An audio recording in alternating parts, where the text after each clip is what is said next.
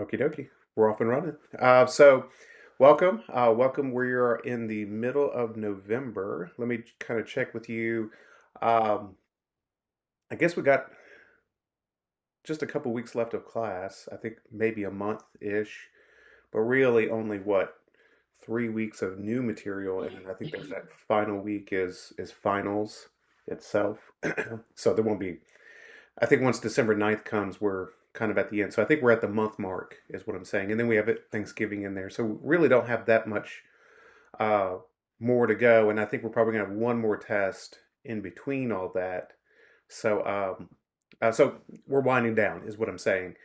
And so kind of want to just check in before we, get going here. Any questions on anything? I hope that by this point, I haven't checked yet, but I think most students have finished the second test.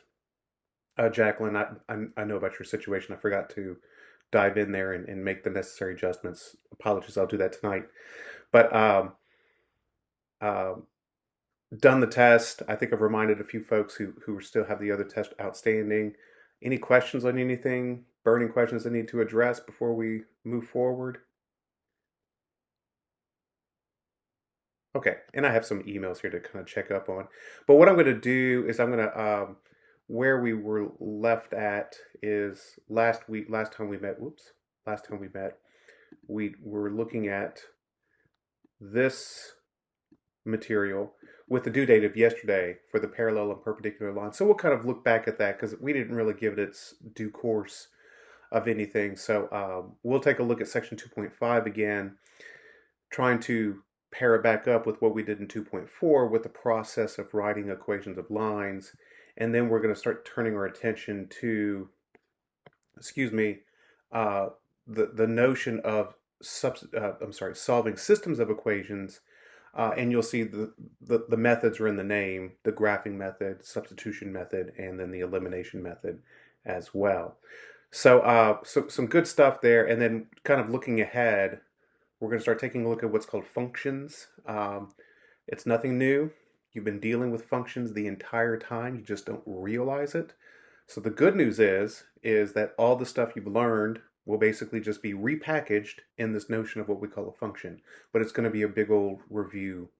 It's going to serve as sort of a review. So it's a good next chunk to sort of land on as well. So that's kind of what we're going to be doing this week. Is kind of looking at the process for systems of equations, and then looking at functions as well. That's our next bit of material. So let's take a look at parallel and perpendicular lines first. And we kind of got started with it already in terms of what's their purpose and the utility of it. And just sort of, let's remember what we're doing in this part of the material is the main task they want you to do is they want you to find the equation of a line. Either they'll give you 2 points, they'll give you the graph, or they'll give you some information, but they'll say, hey, given this information, what's the equation of the line? And we sort of developed a process, didn't we? We said, step one, you got to find the slope, okay? Now, for that, though, before we just, what in the world? Okay. Oh, okay, I know what's going on. So when we talk about finding the slope, there's actually a couple different things. Either you're going to have 2 points, so you use the slope formula, okay?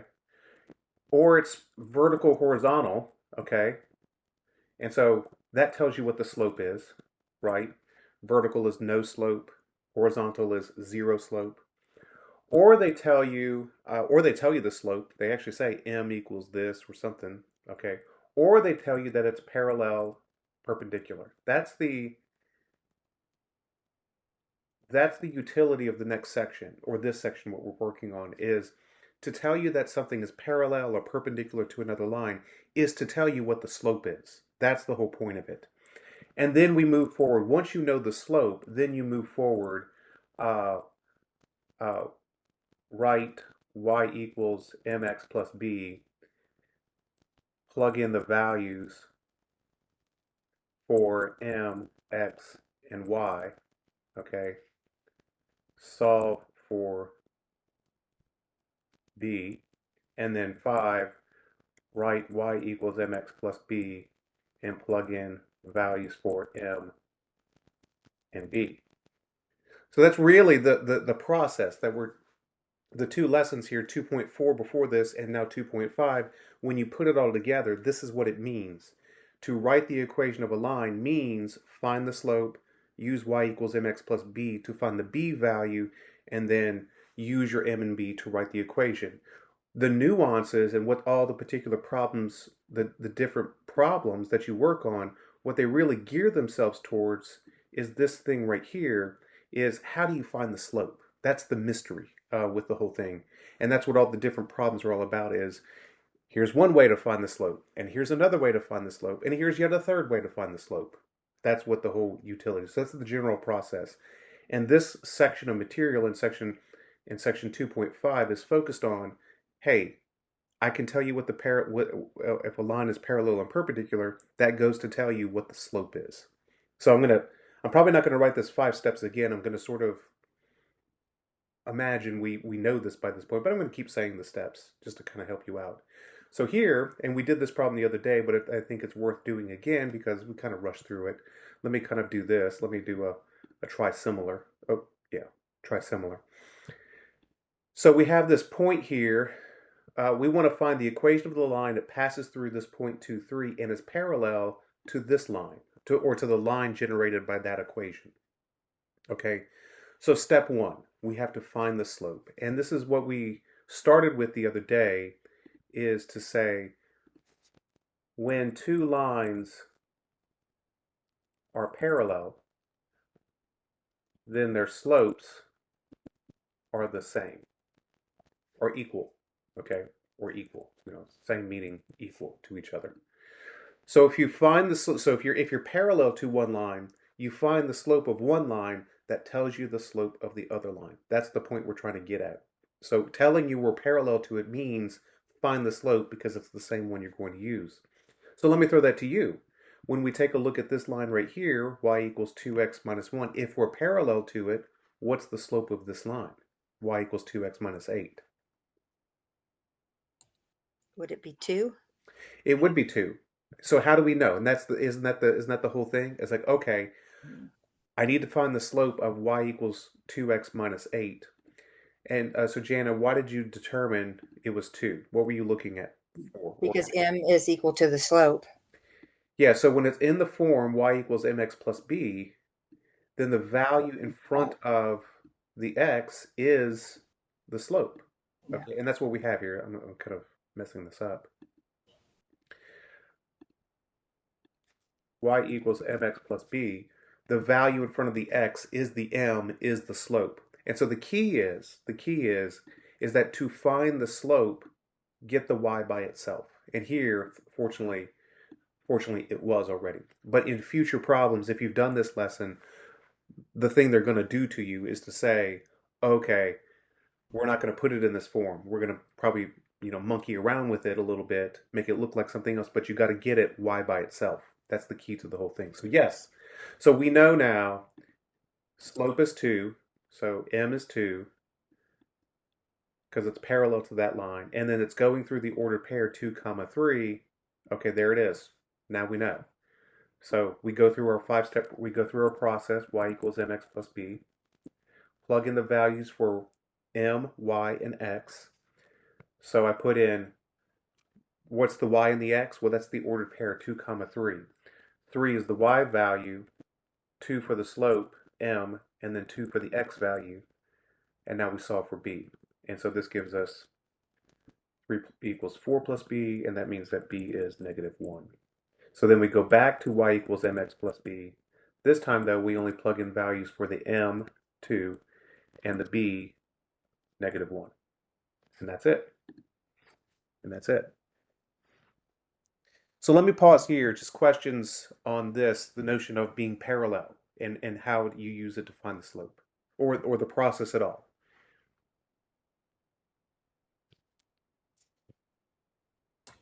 Okay, so the problem, the parallel line, we don't do anything with the Nope. I'm just You're look. talking about the y equals 2x minus 8 up there? Yeah, right. Right. No. That They just all the only purpose it served was to tell you what the slope is. okay, I got you. That's it. Yeah, otherwise, once you do that, out of here. No worries. Right. Okay. So then let's move forward. And so now we have two equations here. Express the first equation in slope-intercept form and simplify your answer. Okay, so there's a couple processes here. So let's do this one. I mean, this is gnarly. Okay, this is not pretty. But what do we have to do when it says get it in slope-intercept form? What does that mean? And how would you say that in words? If we have to get this thing here into slope-intercept form, how would you describe what do we have to do? What's our goal?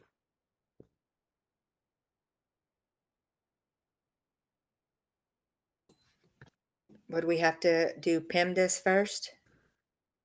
Well, PEMDAS is just for numbers. We have variables here, so we can't do PEMDAS. Okay. But just generally speaking, when it says get it in slope intercept for it, that means get y by itself or solve for y. Get the Okay. y by itself. So in doing that, we have to basically eliminate the parentheses. How do we eliminate parentheses? Distribute. Distribute, right? Apply the distributive property. So when we do that here, well, let me do it this way. When we do that here, remember this is a -1 in front, okay? A -1 in front. So we distribute that in, that's 3, -1 times 5y is -5y, -1 times 2x is -2x.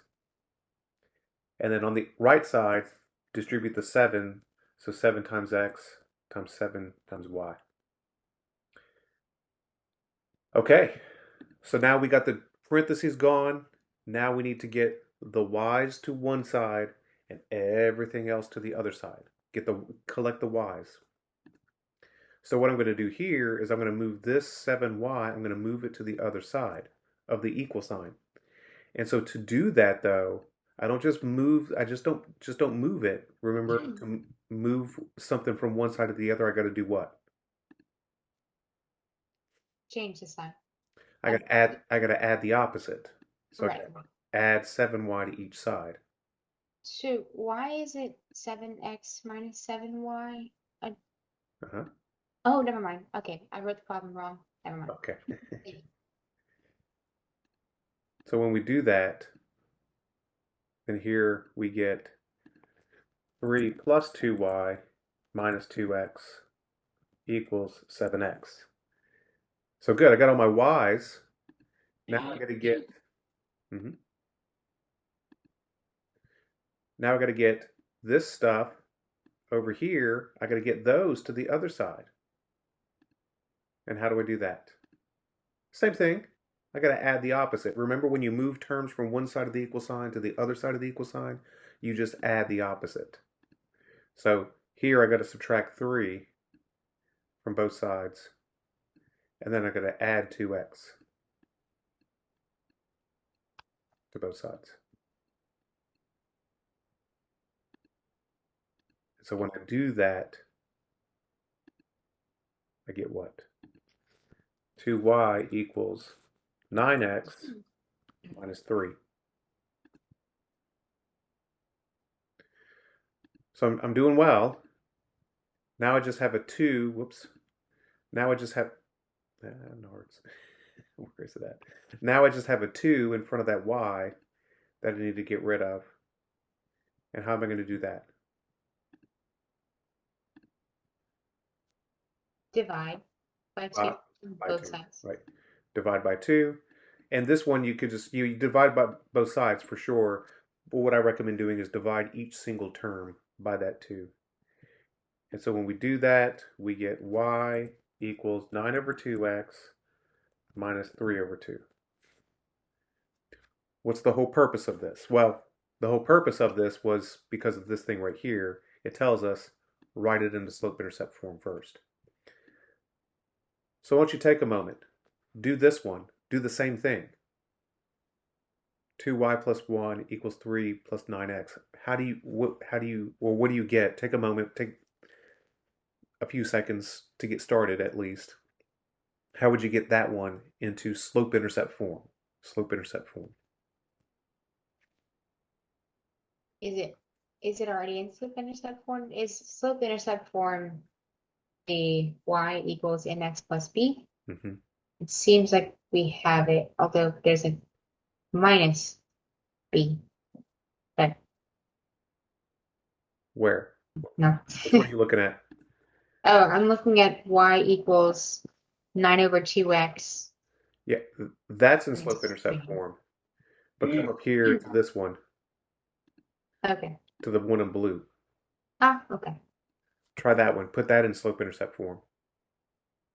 Okay. Um, to okay, subtract 1 on the left side, subtract 1 on both sides. Okay. Um, and then the next step would be to divide by 2 on both sides, so you get y by itself. Is that correct? I like it. Okay. So subtract 1 from both sides, and I line them up with the like numbers. So that gives me 2y with black ink. Okay, good. 2y equals 2 plus 9x. Then divide by 2. And here that's going to mean just divide every term by 2. So we get y 1 plus 9x. Is it in slope-intercept form? This one right here?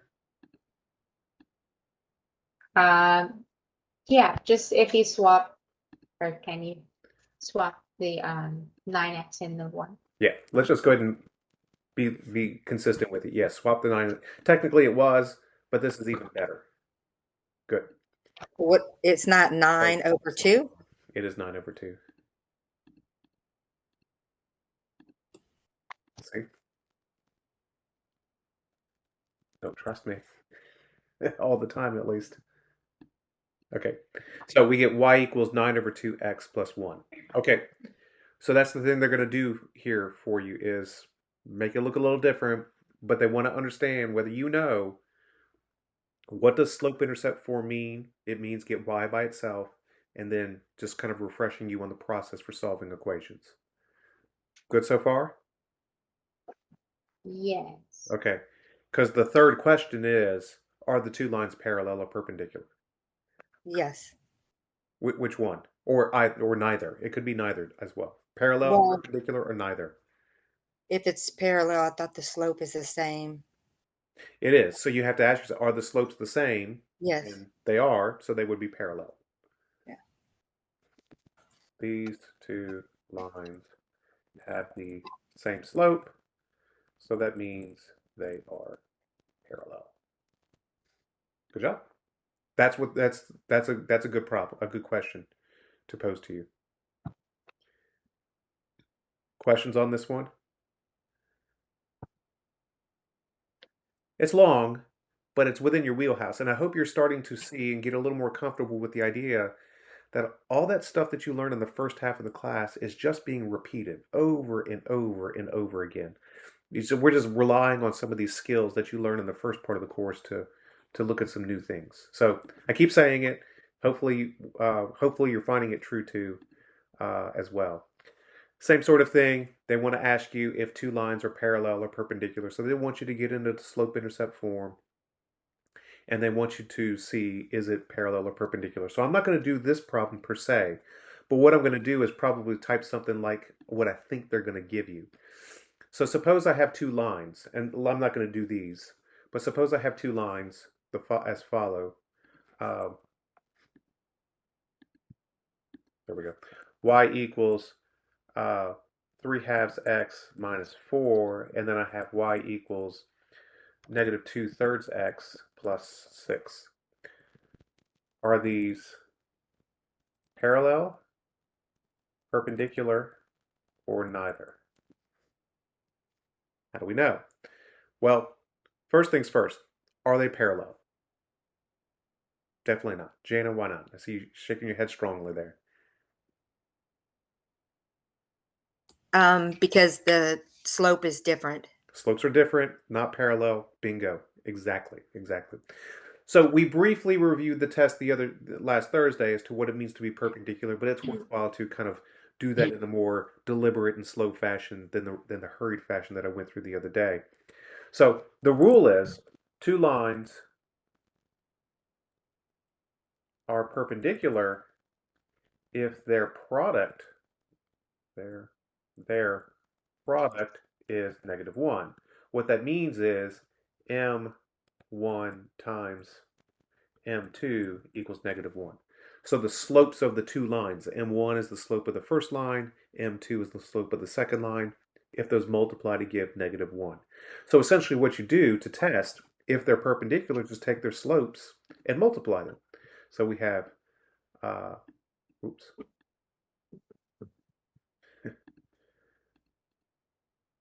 not that, oops, pen. So the slope of the first line is 3/2. What's the slope of the second line? -2/3. -2/3. So multiply them. So you got to use your rules for multiplying fractions. So what do we get? Well, we remember how we multiply. We multiply fractions going straight across. And so that's going to give us what? -1. -6 over +6, which indeed simplifies down to -1. So yes, they are perpendicular. And so they use this problem, and I bet you, I haven't looked at it, I haven't done it, I don't know what the answer is, but they're using these problems to pair up and say, hey, remember equations? Take your process for solving equations and pair it up with this stuff. But anyways, that's the idea, is find the slope of each line. So in other words, you have to get each equation into slope-intercept form, step one, identify the slope of each line, multiply those two slopes, and see if they give you -1. If so, they're perpendicular.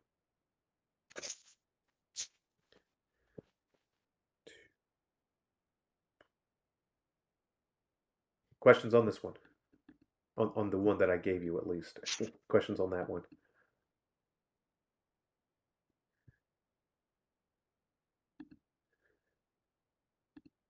Okay. So let's see what else they have in store for you. Okay. I know what they're going to do on this one. So suppose I give you a line. Suppose I give you the equation of a line. I'm not gonna do this one. Um, suppose you have the line of y equals 2/3, 2/5 x minus 8. What's the perpendicular slope? What's the slope? Yeah, what's the slope of the line that is perpendicular? What's the slope of the line that's perpendicular? -5/2. Just Yeah, kind of basing off the pattern of the other one. yeah. So how'd you do that? How'd you find -5/2? Um, the last one we had 3/2 and -2/3, so I just kind of followed pattern. I like the way that you made an analogy. Kind of lazy, but No, that's actually that's not lazy. That's perfect. You observed a pattern. So let's go back to the other one, the prior problem. What was it? 2/3 and then two, -3/2. I think was that it? yeah, Okay, 3/2 x minus 4 and 2/3 -2/3 x plus 6. so I had a little different. Oh, but I don't know what the b would have to be. No, don't worry about the b. We're just looking at the slope. At the slope, Oh, number in front of the x. So the question is hey, we have this line right here. We're trying to find the slope of it perpendicular. Okay, how do we do that? We know that we know that the products of the two slopes equals -1. Okay, we know that the products equal -1, and so the slope of the first line is 2/5. So just plug the value in for the first slope and then solve for m2 in this case. So how would we do that? Well, multiply by 5 to both sides, cancel out the fraction. So that gives you 2m equals -5. And then divide both sides by 2.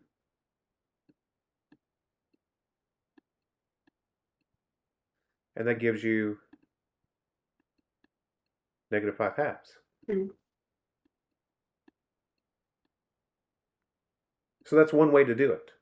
Okay, it's more of a direct, what we call a direct, straightforward way.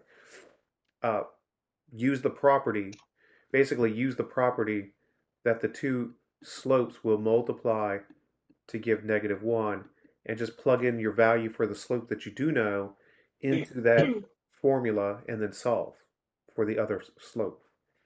That's one way. But we can also sort of step back in using Addie's sort of the way she described it, the lazy way, is we're sort of noticing a pattern, aren't we? What's the relationship between slopes that are perpendicular to one another? They're different in sign, opposite in sign, and the fractions are flipped. That's sort of the process, that's the shortcut version of how you find the slope. So if I have the slope 2/5, so the short of the, and I don't mind you calling it lazy, by the way, because that's that very much describes me as a my MO in school. I mean, I was good at school, but I was not out to do a whole lot of work. So if I could shortcut my process, I definitely shortcut it, and this is one of the ones where you could do it. So how do you find the perpendicular slope? You do 2 steps. Change the sign, so it goes from positive to negative, and then flip the fraction. Boom. That's the shortcut version, if you will. And it's all based upon the relationship between perpendicular slopes. We know that the products are -1, meaning then they're negative reciprocals of one another. So change the sign, flip the fraction, you have the perpendicular slope. We'll do another one just to sort of clean up my mess here. But that's sort of that's the point we're trying to get to, is if you need to find the perpendicular slope, or if you even want to observe, you can readily observe whether they are perpendicular. Basically, different sign and fractions flipped. That's how you can tell if they're perpendicular, just by observation without doing calculation. Different sign and fractions flipped. So with that in mind, suppose I have the equation, y equals -4x minus or plus, 9. I don't know.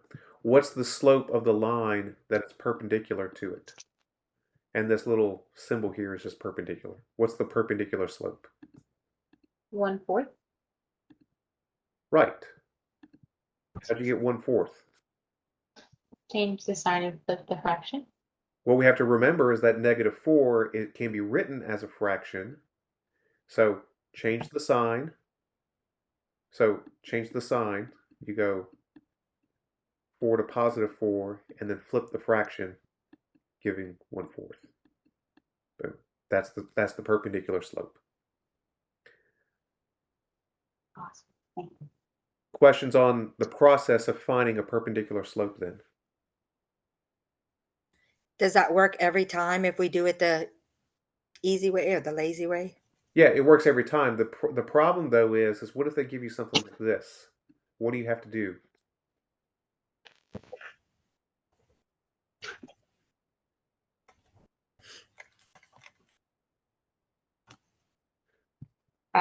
First put it in slope-intercept form. Yeah, you got to get it in slope-intercept form. That's the key. You can't do that. You can't do that flip, change the sign and flip until you have it in slope-intercept form. And so for this one, by the way, when we solve for y, what do we get? It's 4y. Subtract 5y from both sides, and subtract 4x from each side. divide by 4. So this is negative 1.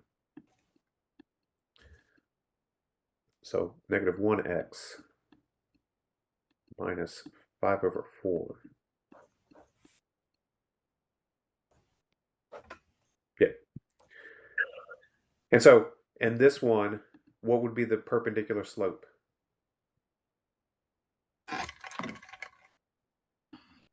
Take the negative 1, change the sign, and then flip the fraction. So 1. Wow. That's the perpendicular. That's the perpendicular line.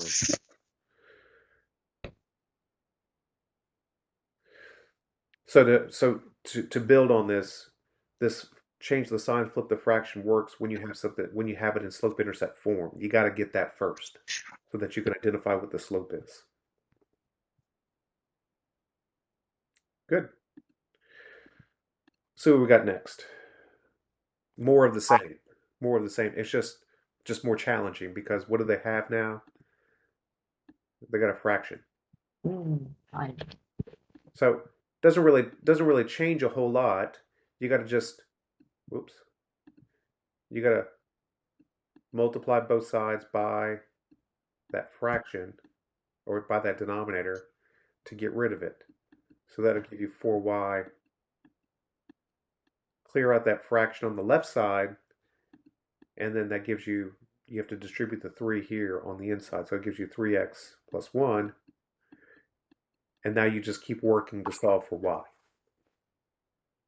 Keep working to solve for y. So it looks like it's going to be something on the order of this equation right here is negative 1/2. Oh, not 1/2. 2. 2. Negative 2. Excuse me. Then plus 3/4. 2x plus 3/4. So when you go to do it, you'll see it's negative 2x plus 3/4. And then you find the perpendicular and all that stuff. So anywho. So this is really not doing anything new at this point. It's just more of the same. Let me see what else. Just more challenging, I would say. So exactly what I figured is they're going to ask you now, hey, are these two lines parallel, perpendicular, or neither? Excuse me. Same process. Solve each equation for y to get it into slope-intercept form. Identify what the slope is to each. If they're the same, parallel. If they multiply to give negative 1, perpendicular. And if it fails both of those tests, it's neither. So let me pause here. Any questions on any of this?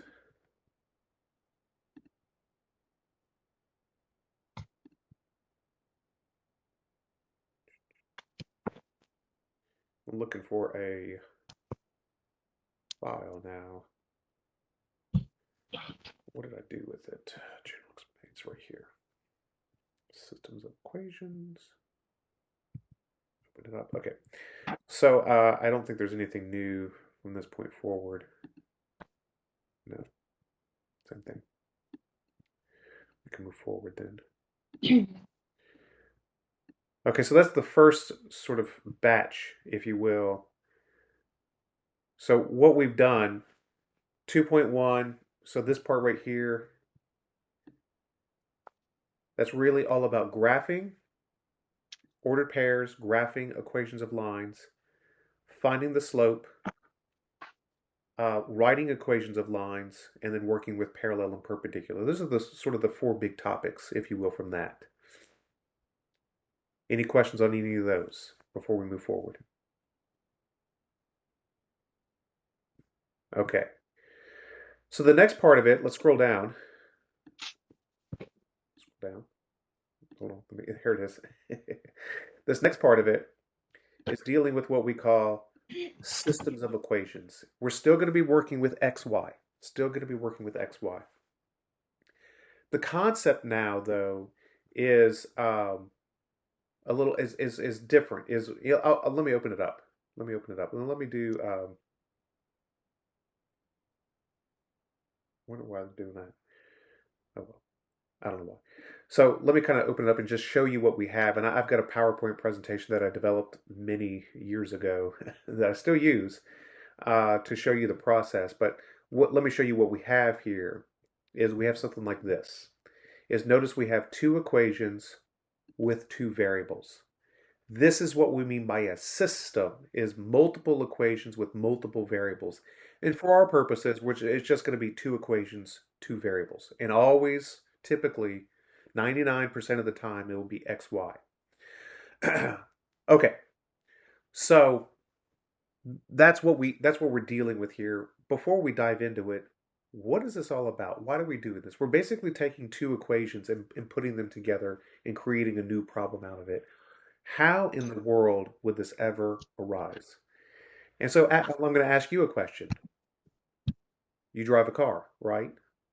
Yeah, most everybody does. You know, not everybody, but most everybody does. And when you drive in a car, your goal is to what? Not get into an accident, right?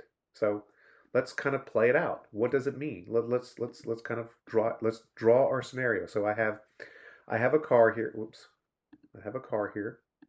You know, big old truck. Something like this. Okay. That's not a car. It looks more like a handgun. Okay. So bear with me. I'm going to draw a car. So I've got my wheels. It won't let me really do wheels. Wheels. Okay. It's going this way. Okay. So that beat up car. And then I have another one right here.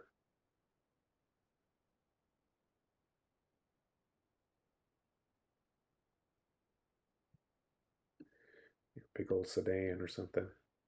Okay. And it's going to go this way. So we can model and think of it when you're driving on the road. You can model the path of your car by lines, pathways. Okay, so the lines represent pathways. And so if we extend out the lines, okay, we see that there's a point, there's potentially a point where they intersect with one another, right? What happens if those two lines were to intersect in this particular scenario? What do we call that in real life? Crash. An accident. Yeah, it's a crash. Some property's going to get hurt, some damage to the cars. Maybe someone gets injured. Hopefully, no one dies. But the point, we can really make this gory here. But the point is, we're interested in where those two lines meet because it can have real consequences at that point. This is where systems of equations comes into play, is because these two things here are lines. Okay, one's going to be a line this way, the other one may be a line this way, and they will intersect, and some bad stuff could happen right here. Some bad stuff could happen. Maybe some good stuff too. Okay, could be depend upon the scenario. But the point is we are interested in what happens at that point of intersection because something might happen, something of note. Okay, so that's what we're doing here. Is we have two lines that will intersect. Now, the curious thing and the interesting to take note of is that this line, this point right here, this point of intersection, notice it's the only point that sits on both lines. It's the only one. And also, just to sort of connect back to something we did earlier, is that when we say there's a point, we're saying it's a solution to the equation, a solution to the equation of the line. So my point is that intersection point is a solution. It not only sits on both lines, but is what we call a solution to both lines. A solution. It sits on both ones, the point of intersection. So if we find that it's what we call a simultaneous solution. It's a solution simultaneously to both equations of the line. And so we're interested in finding what that simultaneous solution is because it's the point of intersection. Okay? And that's what this is all about. Okay, excuse me. So we're interested in what that point is because when you drive down the road, your brain, you don't realize this, but your brain is solving systems of equations, and you're telling yourself, oh, by the way, I'm going to hit him, so I turn and I miss it, or you brake and avoid it. When you do those things, you turn your car or you brake or put on your gas, you're changing your equation. You're changing, and so you're when you change your equation, you change your solution at the same time. That's the whole what your brain does automatically. Okay, so this first question here asks us, hey, look at this system of equation and tell me, does it have one solution or is it an inconsistent system or a dependent system? So what this question is asking us here, what this question really asks is how many solutions does the system have? How many solutions does the system have? And when we say solutions, how many points of intersection does it have? That's the same thing. How many points of intersection? How many solutions? How many points of intersection? So let's think of all the different possibilities of intersections. How many ways? So I told you one already. You have two lines that cross at one point. That's one solution, one intersection point. That's what this is. Only one to solution means only one point of intersection. What's another possibility for two lines? They could intersect at one point, or they could be what? Is it possible for them to never intersect? Parallel.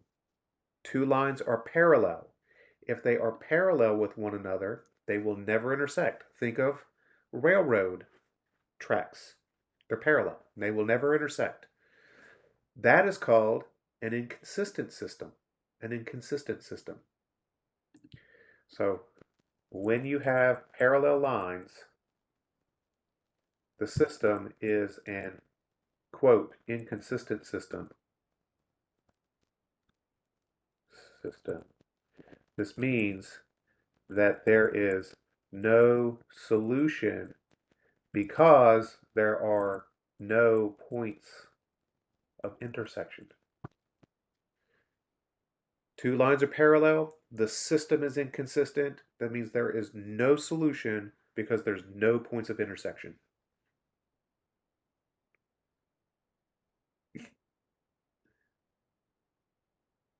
Question so far? So you can intersect in one spot or you can intersect in no spots. So now the next question. Is it possible for a line to two lines to intersect each other in two spots? Is it possible for two lines to intersect with each other in two spots? Do we mean straight line or is the line? And when we say line, good point of clarification. No curves. Line means straight. Is it possible for two lines to intersect in 2 points? Not unless they overlap, unless it's the same Oops. equation, I guess. Whoa. Same equation. I have no idea. That's a good observation. If they're the same equation, what does that mean in terms of the lines? It's the same The line. same line. Right. So if we were to draw it, so if you have a line, the only way that they intersect in two spots, but they can't curve, so it has to be straight. It has to be straight. The only way two lines intersect is if they're the same line. That's what that means. But then what does that mean in terms of the number of intersection points? It's not just two intersecting points anymore, it's what? Infinitely many. Because remember, a line is composed of infinitely many dots that looks like that blend and blur together to create what we call a line. So if you're two lines and you have two intersecting points, really you're the same line, meaning you have infinitely many points, meaning infinitely many points of intersection, meaning infinitely many solutions. That is what a dependent system is. A dependent let me say it this way. A dependent system is when the two lines are the same. This means that there are infinitely many solutions because there are infinitely many intersecting points. So when you're dealing with systems of equations, the three possible scenarios is one point of intersection, one solution. No points of intersection, parallel lines, inconsistent system, or infinitely many solutions because they're the same line. Those are the three scenarios, three possible answers in this situation. I'm not understanding the dependent system. Um, like, can you show us like Oh a yeah, situation where they would have two intersects? they won't just have two. The point was to sort of get you to think about lines and the way that they work. They won't have just two. The fact that they have two means that they are the same line, and so they Okay. intersect all over the place. They are indistinguishable from each other, the two lines. And so when you see it on a graph, you will actually just see one line. You won't see two separate lines. We'll see an example of that for sure. But I want to just observe it here as a pattern, what does this mean? What does this mean? It just means what you end up having is just one line that appears. So an example of that, I'll show you an example of that. Oops, this right here.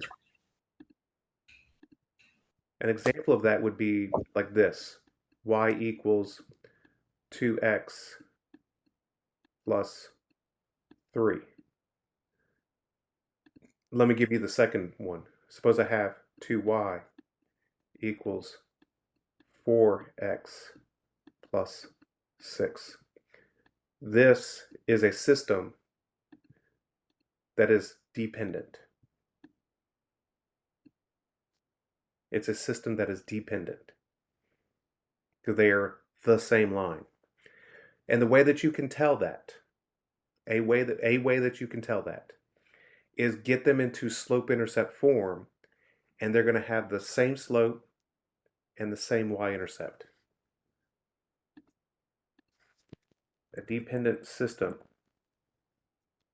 let me say it this way. Lines in a dependent system have the same slope and same y-intercept, the b value, the b value. The same slope and the same y-intercept. So if you were to take this one here, take this line right here, this equation down here at the bottom, 2y equals 4x plus 6, and you solved it for y, divide by 2, you get the top equation back. They're indistinguishable from each other. In an inconsistent system where you have parallel lines, the slopes are the same, but the y-intercepts are different. Slopes are the same, but the y-intercepts are different. That's how you can tell without graphing. That's how you can tell. So that actually, so Jana, your question was prescient because we need to look at this one. We need to look at this one. We need to, so for this particular problem right here, we need to determine whether the system here has one solution, no solution because it's inconsistent, or infinitely many solutions because they're the same line. So what we're looking for, we can graph if we want to, but we don't have to graph. And you just ask yourself, if they have the same slope, ask yourself what the slopes are. Ask yourself what the slopes are. So if I go over here into the top equation right here, what's the slope of the top equation? 0? Yes. How do you know? I don't see anything Uh, on these slope. I just see the Y. A couple of ways to look at this. So let's take y equals negative 11. Okay. Remember your goal. You're trying to get it into the format y equals mx plus b. Okay. Let me.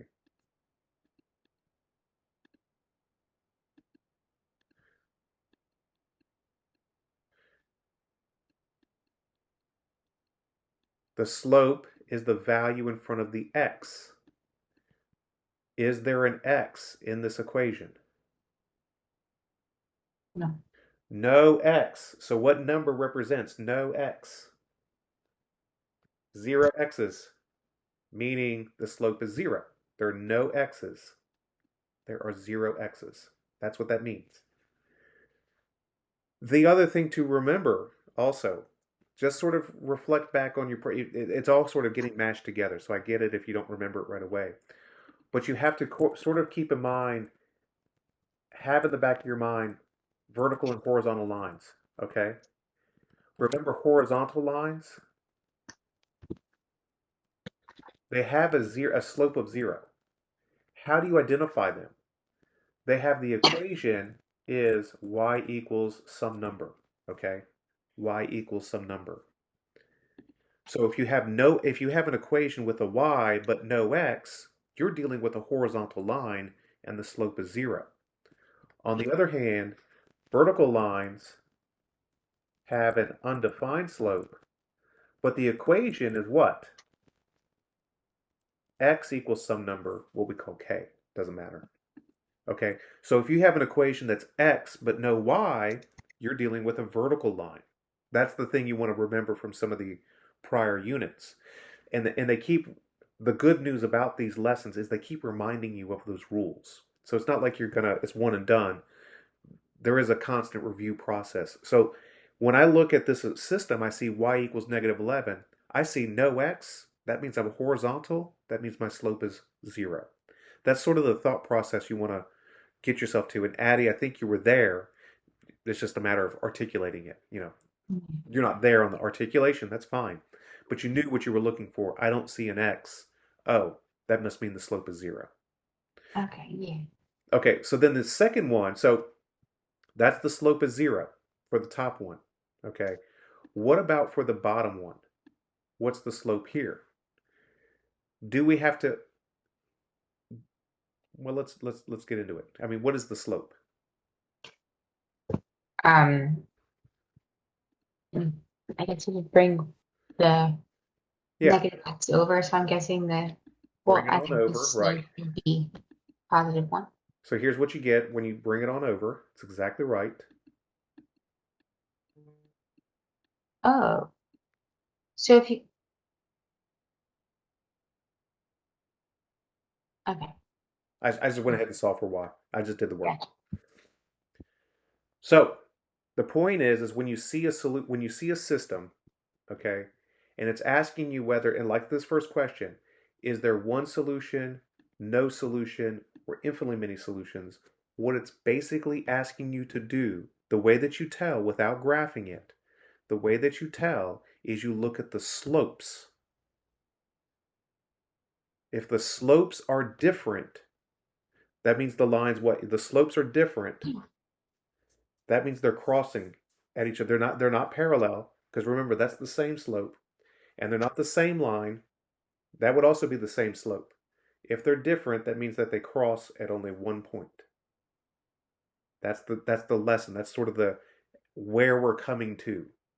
You can look at a system of equations and you can just look at it or tell without graphing whether it's crossing at one point, parallel, or the same line, just by looking at its slope. So here, because the slopes are different, then it's only one solution, only one crossing point.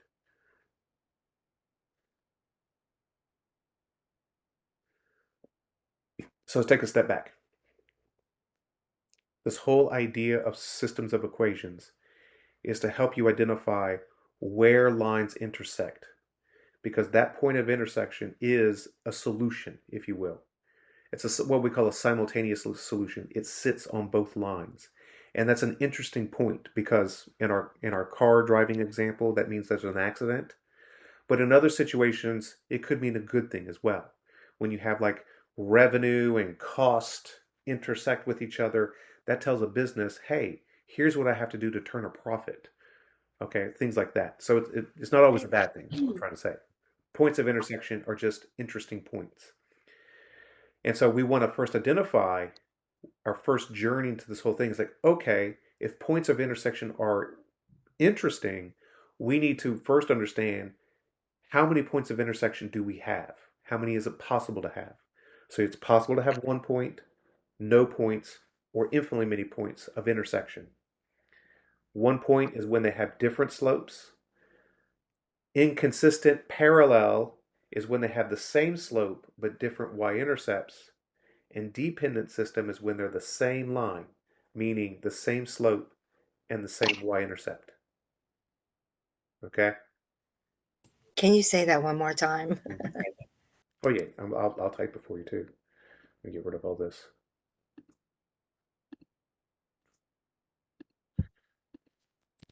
So, which part? Let's see. I have the 1 point. If they intersect at 1 point, it's Different different. slopes, yeah. Different slopes means only one solution. Same slope, but different y-intercept means parallel lines, which means inconsistent system. Same slope and same y-intercept means the same line, which means it's a dependent system.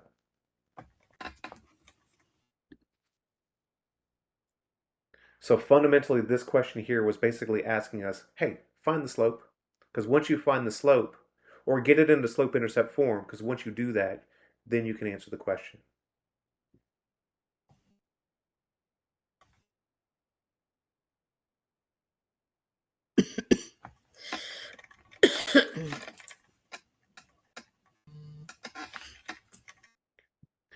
Questions on that? Because we'll see more of this, I'm sure. Positive. Oh, here it is. There's another one. Okay, so you try this one. One solution, is it one solution? Is it an inconsistent system or a dependent system? Take a moment.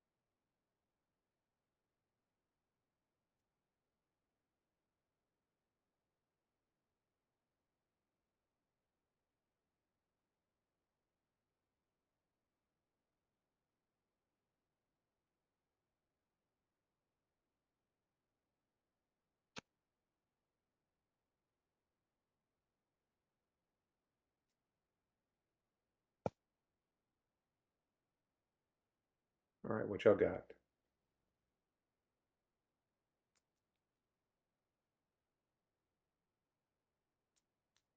Bet you're stuck on that second equation, aren't you? 2x equals 28. One solution. It is one solution. What's the slope of the second line? 19. Close. Uh, We're looking at the slope. So what did you find? That's why I wanted to start with that one. You solve for x, mm, and so you got x equals 19. Good. But remember, this is an equation. It has no x. It has an x, but it has no y. So what type of line is that?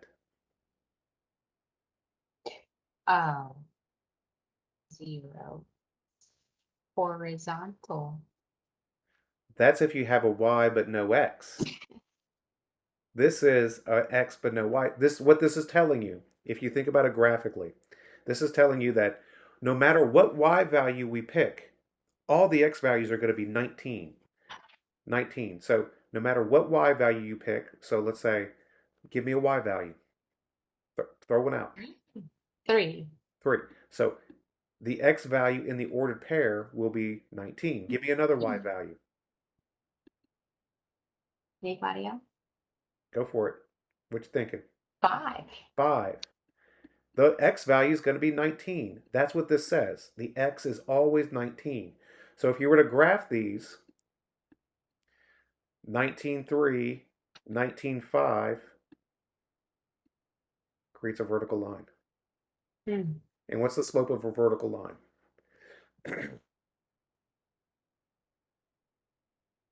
Undefined. Undefined.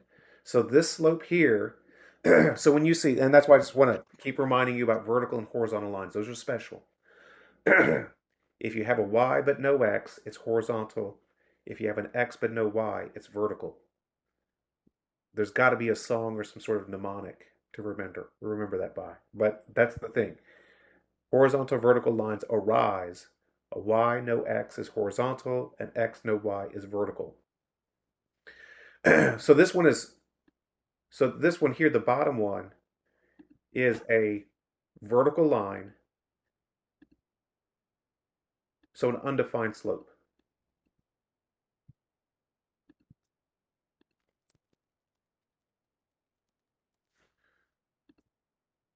Okay, what about this one?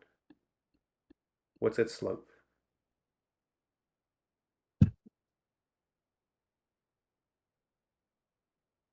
Would it be one solution? It would be one solution. See, this slope up here, when you solve for y, it's going to be 5. 5.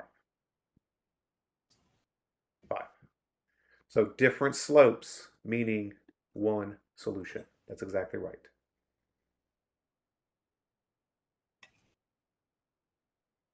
Questions on that?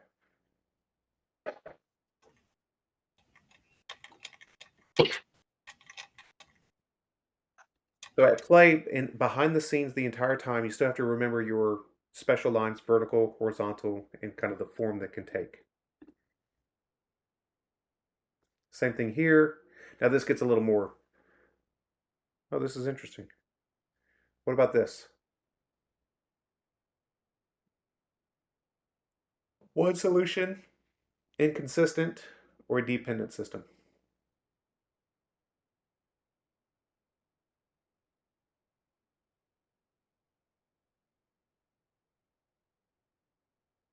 I wonder how they do it. I bet you I know how they do it.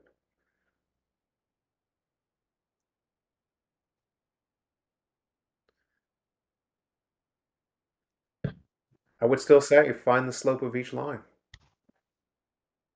Still find the slope of each line to see where you're at.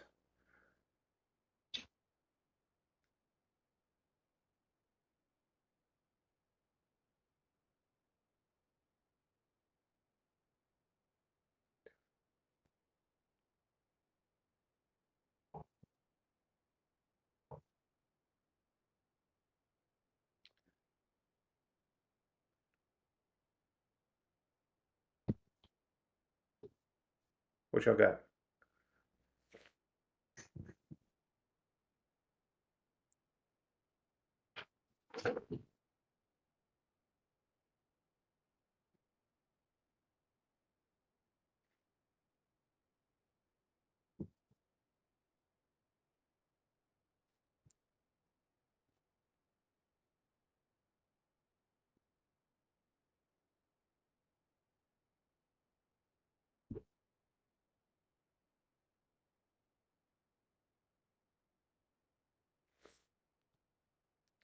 So what's the slope of the top line? Remember, and what's our process? When I ask you what's the slope, what are you doing? How are you going about answering that part of the question?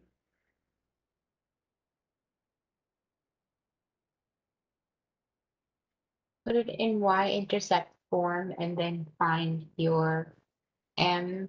Hmm. So solve for y. So when I take the top one and I solve for y, I get Y 5. equals 1 over 5x minus 24.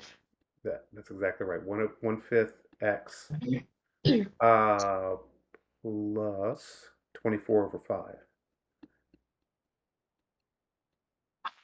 Okay, the bottom one, Working. Oh, the slope is the same. 1/5 x, right? What about the y-intercept?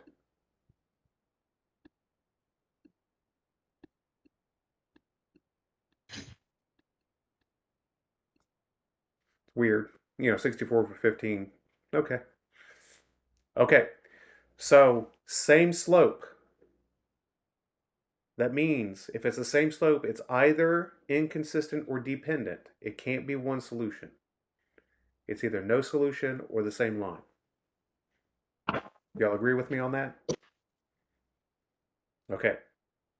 Only if they're different slopes is there one solution. But here we got the same slope, 1/5 for each one. The same slope, the 1/5 in each part. So the tiebreaker then, the way that we're going to decide then is we have to look at the y-intercept. Are the y-intercepts the same? And so here, what do we have to look at? We got to look at the b value on the end. Are those the same? How are we going to tell?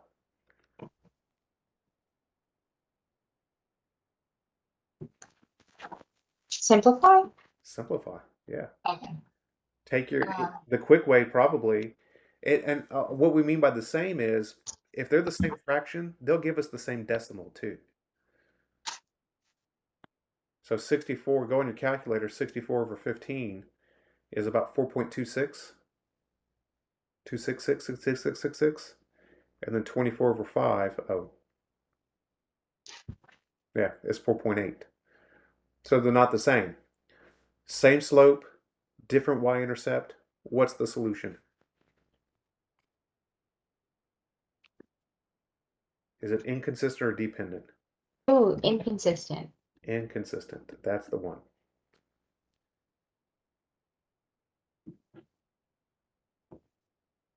Now, by the way, this is but one way to determine this. There is another way to do it. There is another way. And it actually gets into the methodology for solving systems of equations, and that's what we're going to do next. But I just wanted you to first see that when we're dealing with equations of lines, systems of equations, I mean, the orientation is one solution, one intersection point means different slopes. Parallel lines, no solution, same slope but different y-intercept, or the same line, same slope, same y-intercept. That's one way to look at this system. That's one way to tell. But that's not the only way that we could do this. And so with that in mind, now I can show you the process for actually solving systems of equations. So we're ready for that? Any questions before we move on? Okay. So we're going to come back to this. We're going to come back to this. What I'm going to do is I'm going to switch over to a PowerPoint presentation. And this thing I created many, many moons ago. I think this thing is, you know what? I created it December 21st, 2014. I can see it, the creation date. So this thing is old. It's old, but it still works. Okay. Wait, no. I got the wrong file open. Even older. Hold on. Yeah. This one's about the same time. Okay, systems of equations, two variables, two unknowns. Let's take a look at an example. 2x plus y equals 1 and negative 5x plus 4y equals 4. Okay, and we're going to solve this thing in two different ways. And we're going to see, doesn't matter what the method you use, it's the same thing. Okay, and the point is we're trying to find the point of intersection. We can graph it if we want, and we'll look at graphing in a second. but we're going to hold that off. One of the things to take note of, is that we actually don't know how to solve systems of equations. You may not know that, but I'm telling you that. And the way that we go about doing it is we're going to take this system and we're going to turn it into something we do know how to solve. We're going to take the system and turn it into something we do know how to solve. And so I'm telling you a secret of mathematics. Mathematics is really an amalgamation of things that of basic things we know, because we don't know how to solve everything else. So our point of view is to say, I can't solve this, but if I turn it into something I can solve, oh, I'll do that. And that's sort of the idea behind this. So there are 3 methods for solving systems of, and by the way, I can email you this PowerPoint, so you don't have to take notes. I'll probably post it into the announcement too. One is called the graphing method, which we'll do in a second. Second's called the substitution method, and the other one's called the elimination method, also known as the addition method. They're the same thing. So if you Google it or you go to Khan Academy, you'll see it as the elimination or the substitution method. They're the exact same thing. So we're going to do the substitution method first. Okay. So the goal in the substitution method is you want to get rid of one of the variables. We don't like x and y. We want either an x or just a plain old y. And so what we're going to do is we're going to basically get rid of one of the variables by substituting in an equivalent expression. Substituting in an equivalent expression. The key is that we solve for one of the variables, like we've been doing all along. So the question then, when it comes down to the substitution method, is how do I know which variable, what do I solve for? How do I know? That's the key question. And there's a pretty straightforward answer. You look for the variable that has a 1 or a -1 in front of it. If you can find a variable in your system with a 1 or a -1, substitution method is the way you want to go. Almost always, but not, sometimes not. Okay, so let's take a look at our problem. 2x plus y equals 1, -5x plus 4y equals 4. Do I have a variable with a 1 or a -1 in front? And you would say yes or no. Okay, we got some dissension. We got some disagreement.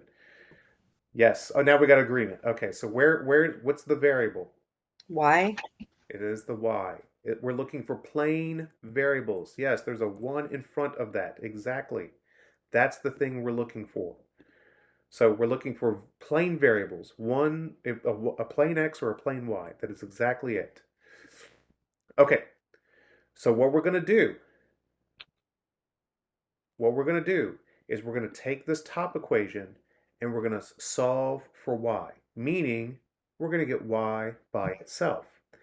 And one of the reasons why we focus on this is because it's so easy to solve for y. How would I take the top equation and solve for y? What do I have to do? Bring over the 2x. And how do I do that? Subtract it from both sides. Exactly. It's pretty straightforward, right?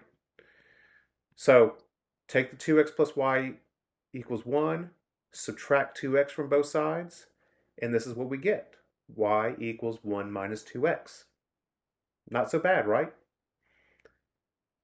So now here's where the substitution method comes into play. Oh, do you have a question, Addie?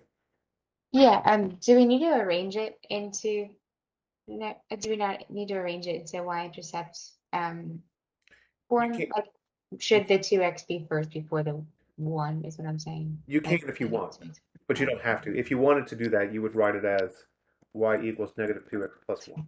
Okay. But you don't have to do that. No. All right, good to know. Not in this process, at least. Mhm. The what you're thinking of is it's important to do that when you're wanting to find the slope. Yeah, okay.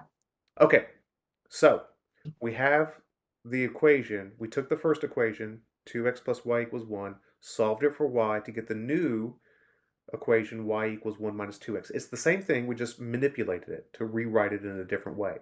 Why? It's because y equals 2x, or y equals 1 minus 2x. What does that mean to be equal? It means to be the same as. Oh, y is the same thing as 1 minus 2x. So everywhere we see a y, we can replace it with the equivalent expression 1 minus 2x. Why can we do that? Because they're the same. They're equal to one another. That's what we're saying. Y equals 1 minus 2x means y is the same thing as that. So everywhere, so now what you do is you go to the second equation, and everywhere you see a y, replace it with the equivalent expression 1 minus 2x, because y is the same thing as that. So here's what we get when we do that. We replace the y with the equivalent expression 1 minus 2x. And notice what we have now. Or notice what we don't have. The y is gone. This is the substitution method. We replaced a variable with an equivalent expression. We substituted in, replace. That's why they call it the substitution method. Questions so far? So now I just take this and solve for x. Yeah, Addie, you got a question? So Oh, we're not really focusing on graphing anymore, right? no, we will. That's the end one, because it's Okay. completely different. I'm just gonna wait. Okay, graphing is something you already know too. That's why I don't really hone in on that one, because that's just a rehash. Uh, if Yeah, you, I was just kind of wondering, like, how can y equal 1 minus 2x? Like, how do you graph that for a y? But I just need to wait and see. well, that's something a little different. What we did here is we're using one equation to help us find the other Ah, value. So we're not graphing yet. We're not okay, graphing. We're taking this one and saying, okay, help me, help me, help you, help me find this guy in the other equation. Because okay. remember, at the end of the day, if they truly are crossing, Uh, then there's a point where they share a solution. There's an intersection point. So a hmm. solution to this guy will also be a solution to this guy. And if there's one point, one value, what we're saying is there's a point where they cross, and that's what we're trying to find. Is what is that point? So we make our substitution and we solve. At this point, there's only x. Okay, only x. And so now we use our process all the way back from, about 2 months ago now to solve for x. So use the distributive property, multiply that 4, combine your like terms, the negative 5x minus 8x gives me the 13x. Hopefully you can see on the side here, I typed in what the step is that we're doing. Subtract 4 from both sides, and then divide both sides by negative 13, and we get the value of x equals 0. So what this is telling us is that where these two lines intersect corresponds with an x-coordinate of 0. Corresponds to an x-coordinate of 0. So step 1 was take the top equation, solve it for y. Why did we choose the y variable? Is because it's plain, has a 1 in front. We solved it to get y equals 1 minus 2x. We took that expression y equals 2x, 1 minus 2x, and plugged it in for y into the second equation. Then we solved for x. Now that we have an x, so remember what we have. Remember what the whole idea is that these two lines intersect somewhere, okay? And we're saying that the point of intersection right here,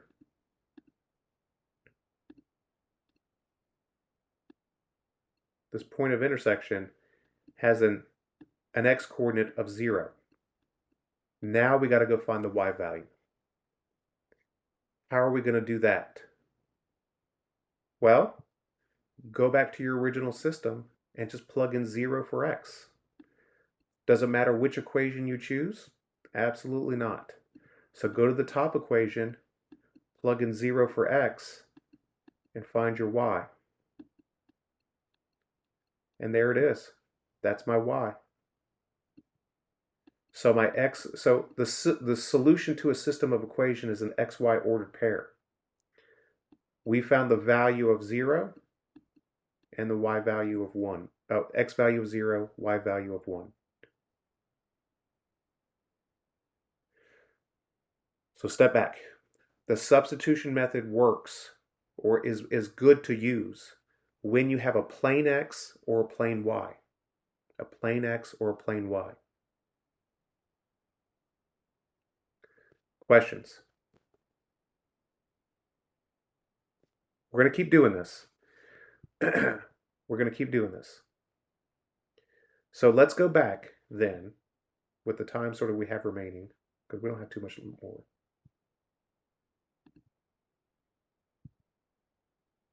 Let's go back here. Do I have a plain x or a plain y?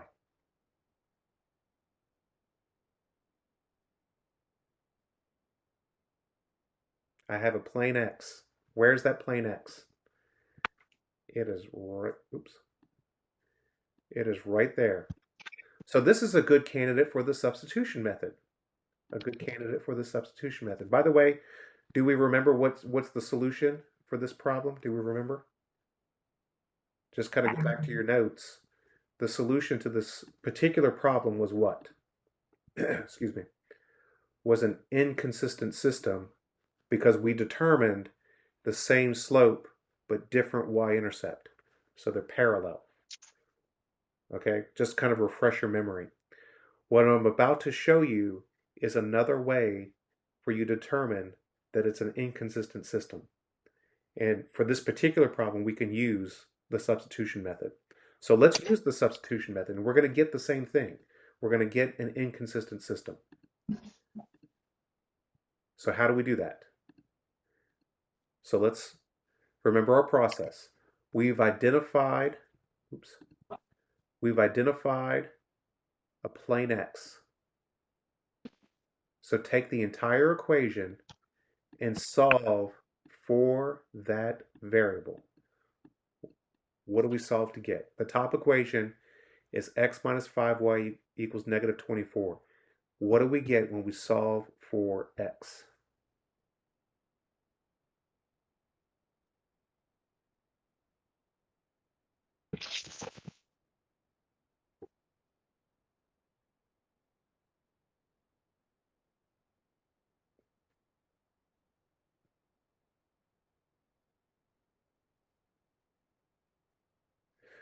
And remember, when I say solve for x, you want to get x by itself.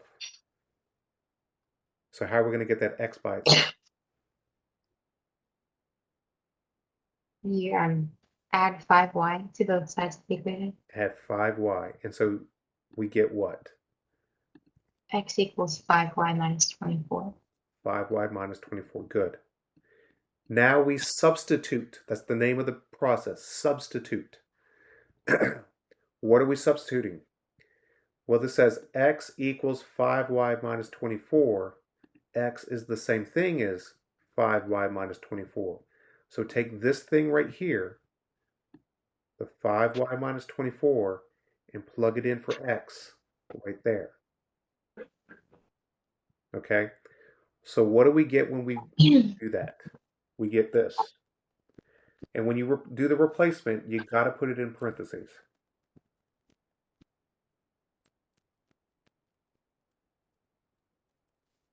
Notice I put it in parentheses over here.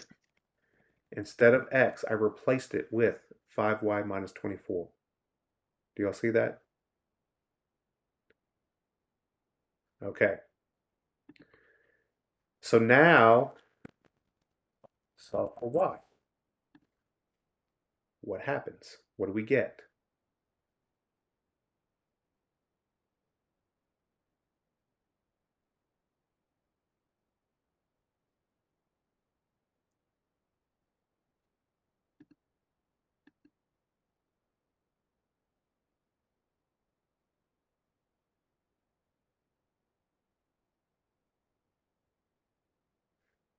So I got to take that negative 3 on the outside of the parentheses and do what with it?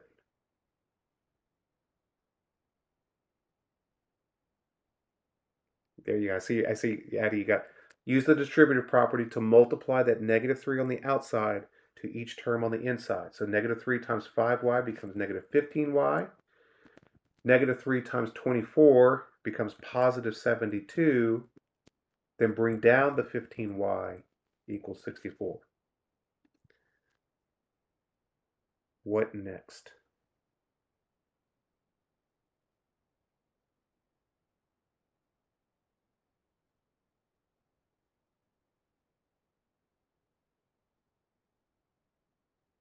What happens to the y's?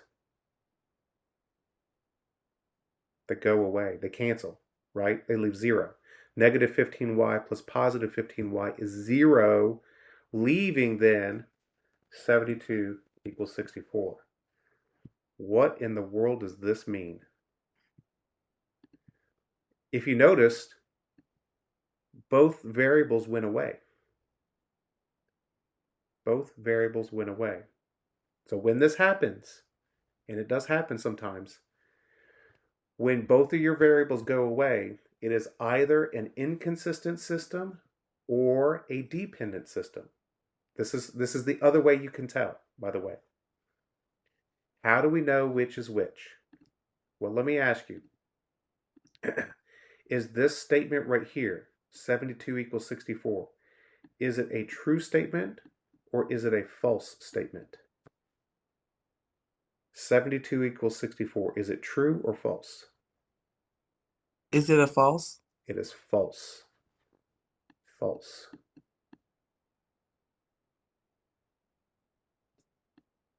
False. 72 does not equal 64. That's false. It's false. Okay. So it's no solution? Right. When applying the substitution or even the elimination method,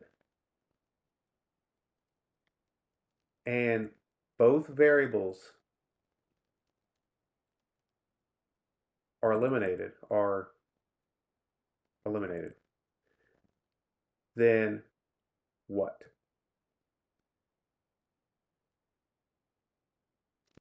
It is an inconsistent system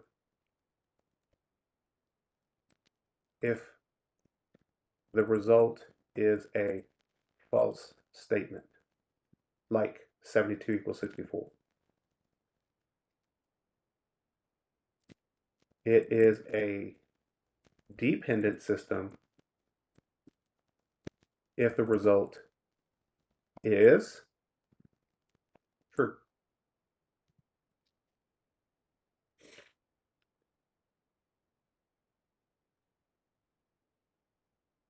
So let's think about what we've done tonight. Just kind of a quick recap. We started out with the notion of parallel perpendicular lines, but in the larger scheme of trying to find the equation of a line, the key to the whole thing was the slope-intercept form, finding the slope, finding the y-intercept. We moved forward to this idea of solving systems of equations, okay? And we understood that the whole point of it is that we're having two lines and they're going to intersect, okay? Or they could intersect. And the point of intersection is a point of interest for us. We call that the solution or the simultaneous solution to the system. The possibilities of these two lines are that they intersect at one point, they don't intersect because they're parallel, or they intersect everywhere because they're really in fact the same line. So we said a system is inconsistent when it's parallel, has no solution, no points of intersection. We said it's dependent when it's the same line and has infinitely many solutions. So we started exploring and said, okay, how when given a system like this, two equations with two variables, suppose we don't want to graph. We will graph one day, very soon. But if we didn't want to graph, how could we determine how many points of intersection it has? Does it have one point of intersection, no points of intersection, or infinitely many? We said, well, one way is to observe. If they're parallel, they have the same slope but different y-intercept. If they're dependent, the same line, they have the same slope and the same y-intercept. But if they have one point of intersection, they have different slopes. So we could answer this question using what we know about slopes. Alternatively, we could use what we call the substitution, and we'll also see this by way of the elimination method on the next one. But we could apply the substitution method and approach it the exact same way. And if we get like what we have over here, oops, sorry, it went away. If we get like what we have over here where both variables go away, if the result is a false statement like 72 equals 64, that means it's inconsistent, parallel, no points of intersection. On the other hand, if both variables go away and it's a true statement, that means it's a dependent system, infinitely many equations. And so that's it. Two different ways to look at the same exact problem. That's sort of the frustrating thing about mathematics, granted. But it's a way that we can also incorporate two different ideas as well. Pause there. So what we're going to do tomorrow is we're going to pick up again with the substitution method. We're also going to do the elimination method, and then we'll see the graphing method. But candidly, you already know the graphing method. Let me ask it this way. Do you know how to graph equations of lines? Yeah, then you know the graphing method, because that's all it is. It's just graphing. There's nothing unique or new to it. It's just more of the same. So marinate on this. We will finish this up, the systems of equations, tomorrow, and then I'll probably do, well, that'll be Tuesday. So then like Wednesday, Thursday, we're doing review. If you notice, this is constant review on equations of lines, slope, y-intercept, slope-intercept. We're constantly doing that. So that's why I like doing this material, because it's just a constant review of everything of things you've been doing the last week. So we'll do more review as we go along too. All right, so we're done here. If you have the rest of your night, if you have any questions, let me know. I have some emails to answer, so I'll take care of those. But I'll hang back for a moment if you have any questions. But otherwise, feel free to take the rest of the night for yours, and let me know if you have any questions. Thank you. All righty. Thank you. All right. Hope you have a good one. You too.